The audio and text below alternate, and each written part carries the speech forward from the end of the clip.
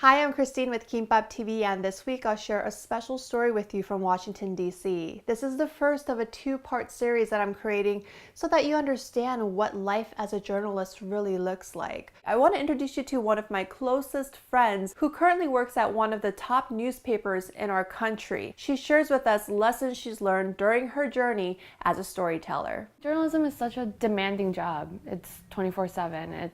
The news doesn't stop just because the sun goes down or because it hits 5 o'clock. That is a great summary of what life is like inside of a newsroom. You know, I've certainly canceled dates because I have to finish a story, or canceled dinner with friends because I have to do something else. So I guess in many ways, I understand that what comes with the job is spending my personal time doing a lot of my job, and I'm fine with that. Michelle Lee's dedication to her career over the past 8+ years led her on a journey from the Arizona Republic to the Washington Post. With the people that are still in the industry, I was always curious, is this just a job now, or like what fuels you at this point? Yeah, I think the passion is definitely still the same, if not even stronger. It just becomes an even more exciting challenge because you're just trying to get better at what you're good at. The thing I love the most about reporting and storytelling is that every day is new, and that I just get to learn new things and meet new people and just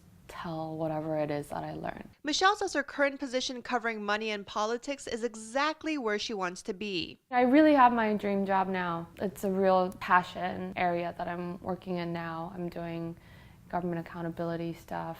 But to get here, she's learned some key life lessons. For one, grown-up life can be pretty isolating, and no one had told me that. Having to adjust to having a job, knowing how to cook for yourself. There's just so many changes that happen in your early 20s, and to do it while trying to build a support network for yourself was really hard. Another challenge Michelle faced was learning to pace herself at work. Your career is a marathon, and if you keep working 14 hours a day and every day on the weekends, then at some point you're going to burn out and you're going to be really frustrated. When I first started and I was younger, I thought it was definitely a sign of weakness if I asked for help or if I told my editors that I was burning out. But now I really believe that knowing your boundaries and knowing how to reset and knowing your mental limits is a sign of maturity. Michelle also advises others to value the experiences they get at each local news market. I find that a lot of younger reporters, they want to hurry up and get to national outlet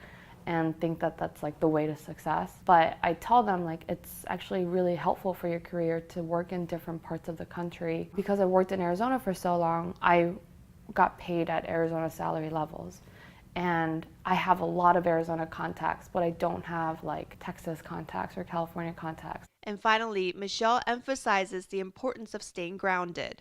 I always wonder why people talk to me for the story that I'm working on, and you can't conflate your self-worth and the outlet name that's attached to your name after your name. The reason people are answering your calls or emailing you back is because who you work for. During my visit to D.C., it was really nice to see Michelle, who has been like a sister to me, living a life that she finds truly fulfilling. I feel like I have a really good personal life right now, and I have a lot of friends, I have my cats. I have a home that I love, and I take a lot of trips for work or for play. She even embraces the sometimes unpredictable nature of her job. The foreign editor emails me, he's like, hey, we're wondering if you can go to Korea tomorrow? I was like, oh, okay.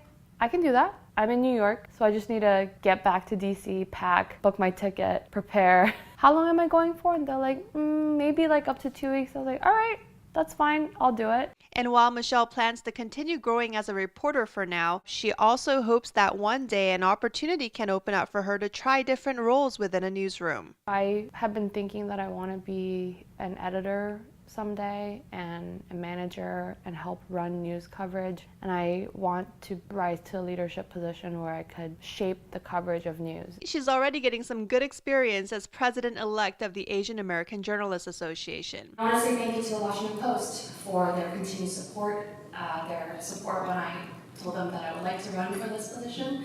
They said, run baby run. And I'm really humbled and grateful to be your next AJ president. Thank you. What do you hope people that are watching can take away? I think journalism is such an underappreciated job in many ways. It'd be great if people just could recognize that journalism is just industry full of people who care and want to do the right thing and just deliver the truth and tell stories in the best way possible. In Washington, D.C., Christine Lee, Kimbap TV.